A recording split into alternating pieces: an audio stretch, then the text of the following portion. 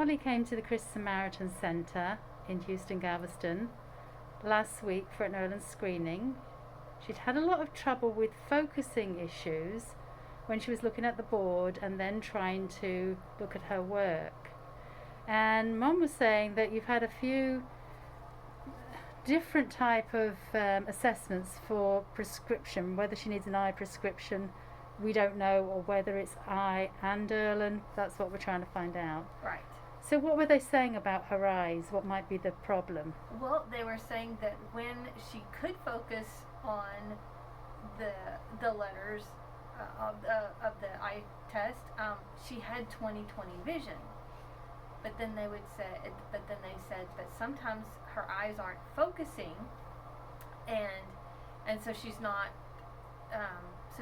Therefore, but they couldn't tell me what was the problem, and they suggested eye rehab and then over-the-counter readers, perhaps to kind of relax the eye a little bit. And we tried that for a while. We went for, I think it was in the first of the year, and Molly was using those in class, but she's still having the headaches. And then she tried out for basketball, and that's when the depth perception really came into play. Yeah.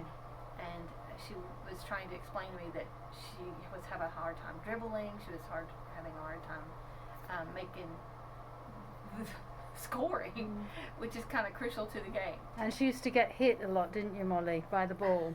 Yeah, either the girls hated me or I couldn't see.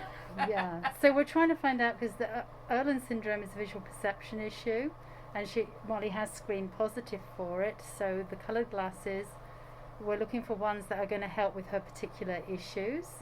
We will be walking around later and checking out depth perception. But for now, can you just explain what it's like when you have to, say, read off the board and then focus on it, and then you have to fill out a worksheet, don't you, that's on your desk, and so you have to keep changing your focus. What does that like?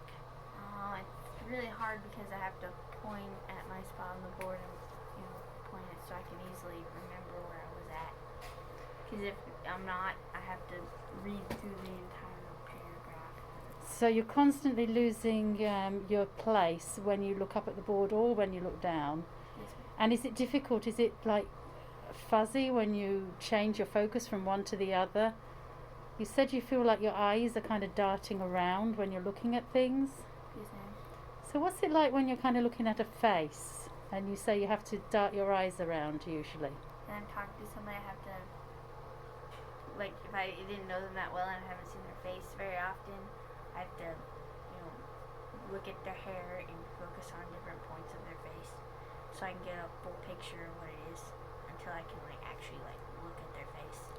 And what is it like when you look at my face now with that colour on? Is it the same? Well, yes.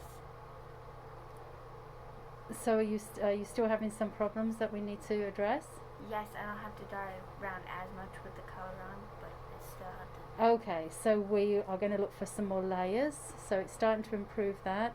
And what is it doing for when you're looking at the chart and then the word search?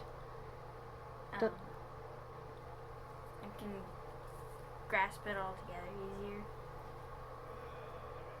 So do you lose your spot when you look at the chart and then come back? No, ma'am. Okay, so we're doing well, and we're going to try a few more layers because we know a few issues that we're looking at. One of them is not being hit with a basketball, right? Yes. Okay then, so thanks for coming today.